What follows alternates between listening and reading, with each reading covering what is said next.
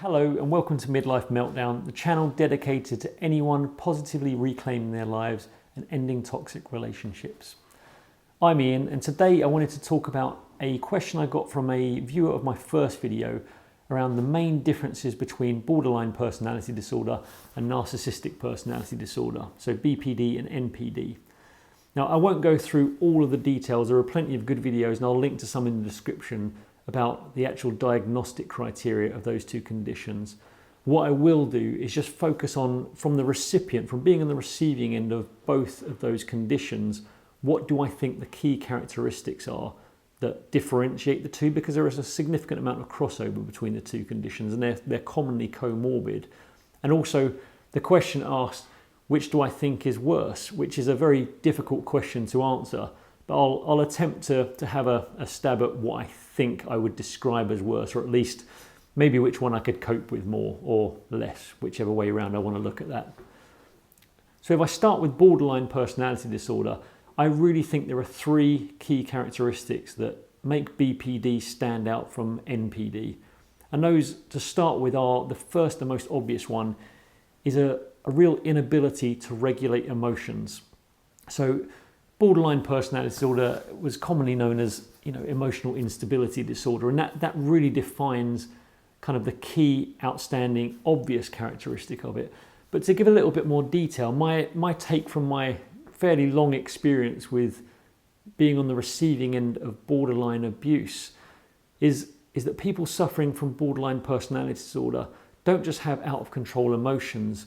The way I would describe it is they are hypersensitive to emotional triggers. So what I mean by sensitivity is, if you think about emotions on a graph, a normal non-BPD sufferer may have an emotional trigger, a near miss in a car accident, a nasty comment at work, a death in the family. That emotional trigger will cause a peak. If you think about on a graph, a peak of high emotions and low emotions that will generally oscillate around until they start to normalize on the line that they were before. And that's very normal. What you see with people suffering from borderline personality disorder is that emotional trigger causes a much higher and much quicker spike in emotions, followed by a much lower and much quicker down in emotions.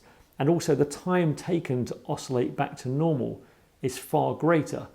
So you have this huge wave of emotion, a huge wave of negative emotion, and it takes a long time to return to normal. So being around someone that's going through that can be very difficult because it lasts a long time. And from someone who doesn't see it that way, your instant thoughts are, come on, calm down, it's not such a big deal, why are you still angry about this? But if you were to plot it on a graph versus your emotions, you'd still see them in that high emotional state. So it's almost a kind of vicious cycle, because while those emotions are very high and very low, the chances of interacting with something or making a decision that causes another emotional event are quite high. So, if you're extremely angry, the chance of doing something that is then going to continue to trigger you is extremely high. So it's almost like a vicious cycle of, when you're in those highs and lows, more emotional events can happen and it can spiral out and out of control. And that's really what I think is the crux of borderline personality disorder. It's that inability to keep that under control when the emotions are spiking so high and so quickly. Now, the other characteristic I've also seen a lot in that is that when those emotions are at the extreme highs, there's almost like a cutoff, like a safety valve point. And at that point, you can get dissociation, where you effectively get a split personality and the person dissociates from their normal personality, which is almost like a protective element. And if you think about it literally like a pressure release valve, that if someone's emotions go so high that their brain, their psyche can't handle it, the brain switches off and says, you know what, I'm going to take over from here, leave it to me, and we're going to become somebody else. And there's a potential that that's a developed mechanism or a natural mechanism that protects the child that originally had the wound from harm. And it's something, even in my own experience, I've probably maybe experienced once myself in the real pains of going through this, that my brain just said, you know what, I'm not going to have this, I'm taking over from here. So that dissociation is quite common with borderline personality disorder. And it's why I believe some forums believe it's demonic possession. I mean, I've witnessed it myself, where I genuinely thought I was in the Exorcist movie. I thought I was going to have to strap somebody down to a bed and just contain them, just to get them through what I thought was a very destructive period.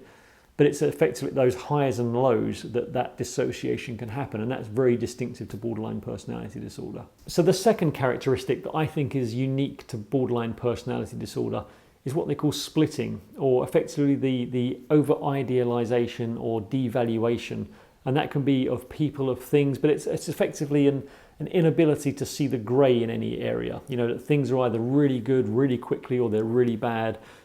New people that you meet are either amazing or they're horrible. And it's that inability to just see things rationally and see that, life is generally just life, and that some things are good and some things are bad. And that being on the receiving end of that throughout my marriage was quite difficult, because that meant that a lot of the time my wife was falling in love with other people. New people that she'd meet at work, she'd start a new job, and that would mean that introduced to new people, there'd be people that she instantly hated, usually other females that that were potentially competition.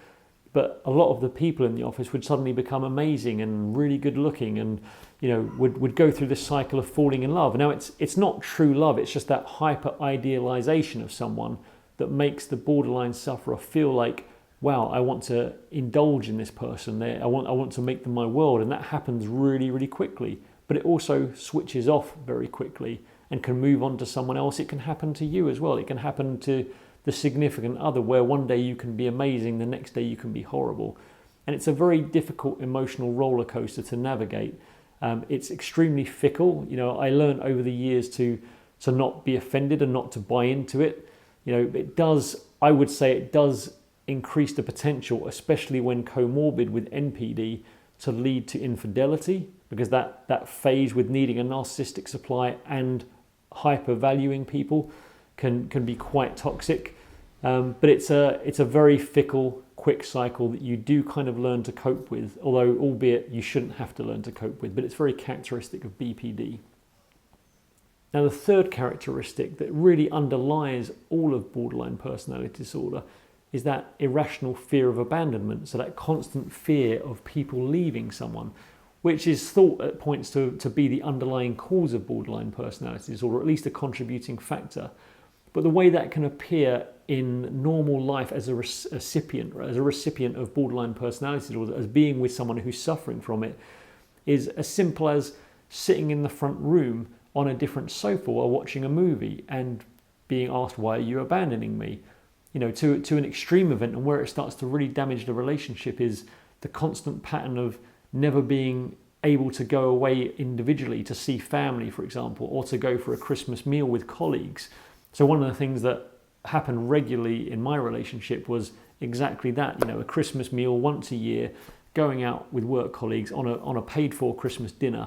It very regularly happened that there would always be an event within an hour of that meal happening. Within an hour before it happened, there would be some kind of manufactured crisis at home that required a phone call, that required me to come home early. And it's the first one or two times you think, oh, that's unfortunate. The third and the fourth, the fifth, the 15th time, you realize that that's a significant pattern of behavior. And it's a constant, I wouldn't say manipulation, it's almost like an irrational clawing to try and avoid that abandonment, pretty much like a puppy would do if left alone in a room by themselves. They claw at the door, do anything they can to not be abandoned. And that, would say is an absolute key characteristic of borderline personality disorder, and almost an underpinning factor of borderline personality disorder. Now, as for narcissistic personality disorder, NPD, I would say there are two differential characteristics from borderline personality disorder that really stand out. The first of those is the constant need to maintain a narcissistic supply, and not only a narcissistic supply, but plenty of options for narcissistic supply.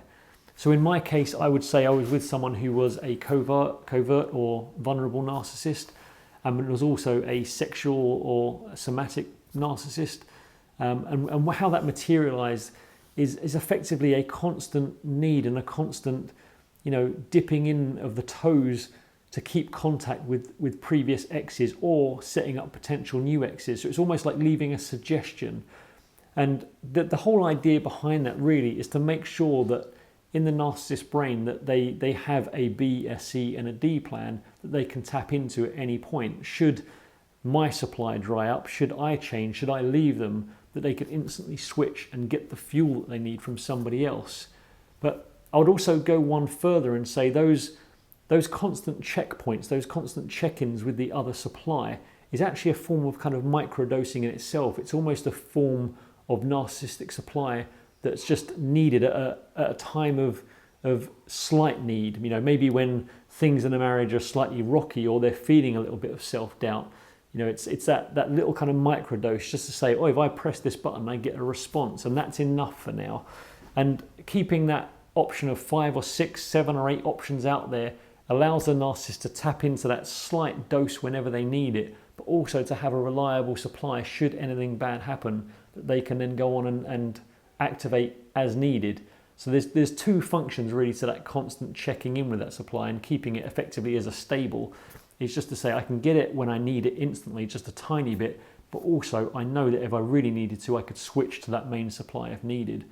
And I would describe NPD as slightly vampiric in that, effectively narcissists need to feed off of the fuel of other people, whereas borderline's much more chaotic, it's a bit more reactionary. NPD tends to be a bit more vampiric, and that need to take from other people is constantly there, and therefore that narcissistic supply network has to be there. So the second characteristic that I think differentiates NPD as well is the calculated manipulation. Now, there is some manipulation within borderline personality disorder, but in my opinion, it is far more reactive manipulation. So for my example earlier, I'm going out for Christmas dinner, I feel abandoned, I'm going to put a phone call in, create a crisis. It doesn't feel as calculated. Whereas with NPD, it feels like a much more callous, calculated, long-term manipulation. And terms like gaslighting come up, which is effectively the effort to destabilize my thinking or the recipient's thinking process to effectively make you doubt yourself. So as an example of that, the last infidelity that broke my marriage, I actually spotted. I received a phone call at work, and my ex-wife was going to see a colleague, an academic colleague that I'd encouraged her to go and see, to collaborate, to get out of the house as she was studying. And I got a phone call at work while she was on the way, and just from the tone of her voice, I could tell that there was something wrong. You get very good throughout all of this of spotting when someone's effectively on the hunt, as it were. And my first reaction was, do I need to worry about anything?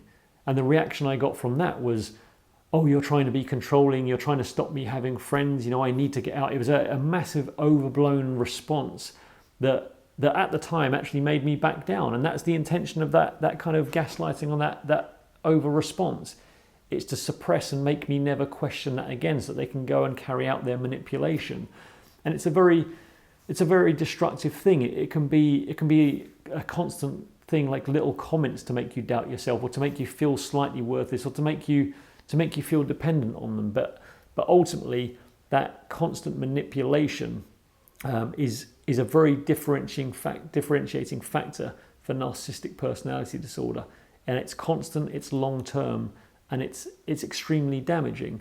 And I would say that's really what sets it apart from borderline personality disorder, is that long-term calculated manipulation, not just of the partner, but of others around them as well, from their new supplies, of the love bombing effect, which is, I think, present in both, but it's calculated, it's there to present a false narrative for a specific intention.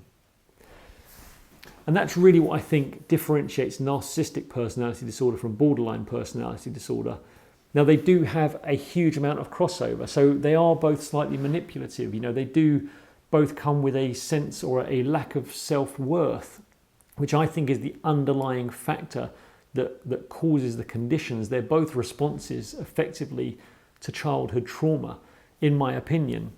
So my overall take on the two conditions is as simple as follows. I believe borderline is much more reactive and narcissistic personality disorder is much more proactive. So I do think that borderline personality is much more reactionary. It's a reaction to intense pain that's felt at the time, and almost a panicked reaction to deal with that. I think the actions of narcissistic personality disorder are much more cold and calculated in order to prevent a feeling that they may receive at a future time. It's almost to maintain a constant environment that allows a narcissist to feel comfortable. And that's probably learned through, I would suggest, through longer term trauma. Now, the theory that I would have loved to explore with the two is that with borderline being so reactive and an emotional reaction, it's almost like looking at a 3 to 4 year old child, maybe even younger. And effectively, some people think that's what borderline personality disorder is. It's the arrested emotional development at a certain point in the formative years, around 3 or 4 years old, that stunt that person's emotions at that age.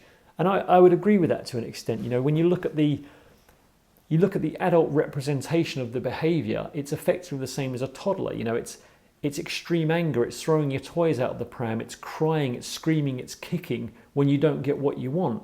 The actions aren't quite that obvious as the adult, because an adult does mature in a lot of other ways, but those core emotions tend to stay the same, so the reactions tend to stay the same. So I buy into the theory that borderline personality disorder does represent a very stunted emotional growth in very specific emotions at a certain point in a child's life, and that person would effectively need to go through and mature those emotions, so that instead of, when you don't get the food you want, go and throw things around the room and have a kicking fit, you learn to deal with it in a much more rational way. So my take on narcissistic personality disorder is that it represents a slightly later stage in a child's development, around the years of 7, 8 or 9, just as a child is starting to learn how to manipulate through the use of language and actions. So as a classic example, my nephew, who's around that age, who just came up to visit recently, whenever he sees my old PlayStation 3 kind of lurking around the house, rather than asking me if he can use it and play on it, he'll suggest things like, have you seen Minecraft? I bet I'm better at Minecraft than you will be. Have you seen X done with Minecraft? Until the point where I say to him, would you like to play the PlayStation? At which time he answers yes. But rather than try to ask direct because he feels like he can't, he will try to innocently manipulate the outcome that he wants by suggesting things. Now, they don't have the level of sophistication at that age to do it well, so it's very easy to spot. But I have a theory that with the narcissist, that growing up in an environment over time that is very unstable and very harmful, that they develop and refine those manipulation skills just to cope with that situation very well, and are able to put them to very good use later on in life in order to solve the problems of pain that they're still having from their childhood. And that ultimately means manipulating people around them to get the outcome they want, which basically means making a safe environment. And unfortunately, that safe environment is quite harmful to a lot of other people. So that's where I see NPD and BPD being very different. I still firmly believe that BPD ultimately is a reactive condition. It's a reaction to negative emotions that can lead to some manipulation, can lead to some outbursts of anger and some very negative behavior. But with NPD, I see it much more as a longer term manipulation of conditions and of people to ensure a more consistent outcome. So it's much more planned and much more proactive than the reactive. And as far as which one I would say is better or least worse, I think I lean towards, I wouldn't say the right word is innocent, but I lean towards borderline personality disorder being slightly more innocent than narcissistic personality disorder. And that is down to that proactive versus reactive issue. So because I think with borderline personality, you're seeing someone feeling something and they're not aware of it, and they're reacting in a way that they can't really control because they haven't learned to control. There's something slightly more naive about that, albeit it can be extremely kind of toxic for the individual on the receiving end as well as the person suffering it. And it can be, I believe, quite dangerous. So that anger escalation, I think, can lead to much more of a domestic abuse, like a physical abuse situation. Whereas narcissistic personality disorder, I think, is much more planned, much more calculated, is much more manipulative, and I think will lead down more of the emotional abuse route rather than the physical abuse. combined, they're quite toxic together, or they're extremely toxic, because the two can feed on each other. So you end up with someone feeling some pain and having idealization of someone and going through long-term pain that's causing narcissistic behavior, and the two can feed and create a bit of a toxic cycle. But ultimately, being on the receiving end of both, I would say the impact that it has on the recipient of the abuse of each of those conditions is quite different. So being on the receiving end of borderline abuse, it tends to shrink you as a person. It tends to suppress your person and make you very introspective.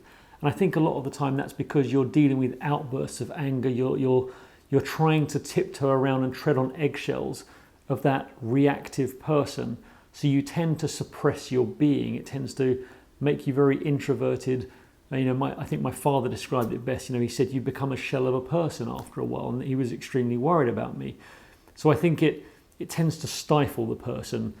With narcissistic personality disorder, and why I think this is worse, is I think narcissistic personality disorder has the potential to really corrupt who you are as a person. So the emotional trauma that you go through and the manipulation you go through, I believe, is almost quite contagious and can make you change the way you behave almost in a similar fashion. Maybe not to the extent of the narcissist, but for example, some of my behavior when I was going through some of the depths of the narcissistic abuse made me act in a slightly narcissistic way. And I think I've hurt one or two people during that time purely because I couldn't deal with the pain. So in the same way that the narcissist is feeling like a constant wound of not being loved, of not having a self-worth, as they were abusing me, it made me feel the same. And my action to take care of that and to stop feeling that pain was to go and seek that from somebody else. And that's narcissistic in itself. So I believe that there's a cycle of narcissism that corrupts the person on the receiving end of the abuse to pass that on. And for that reason, I believe narcissistic personality disorder is worse. And I also believe that borderline personality disorder is probably, and again, just my impression, is probably slightly easier or has more potential for someone to recover from it. And maybe that's just down to, I believe, the way of adjusting or coping with it may be better. So I think someone can learn to deal with the anger, even if they can't solve the underlying causes of it. I think they have more chance of learning how to cope with the emotional spikes through coping mechanisms, as well as a partner. If you are a partner of someone with borderline personality, being able to understand that condition and adjust accordingly to those, and not to change yourself or not to enable it, but to learn when to spot the emotional spikes and to adjust the situation around it slightly, to give that person time to calm down while trying to solve the underlying causes that cause the emotional spikes, the lack of self-worth, the fear of abandonment. Those are things that I believe that can be worked on, just maybe just through exposure therapy. When it comes to narcissistic personality disorder, I think realistically you're looking at what is actually someone's personality that's been developed and refined with their behaviors over a long period of time. And I think realistically you're talking about truly remapping someone's behavior over a series of years, which I'm not sure is actually possible. The underlying causes you may be able to solve, but I think the actual behavior has been learned in a lot of people for a long time, and that's a much more difficult prospect to try and undo. So with narcissistic personality disorder, I personally feel like the prognosis is a lot worse than borderline personality disorder. So I sit firmly in the camp of thinking that narcissistic personality is worse than borderline personality disorder.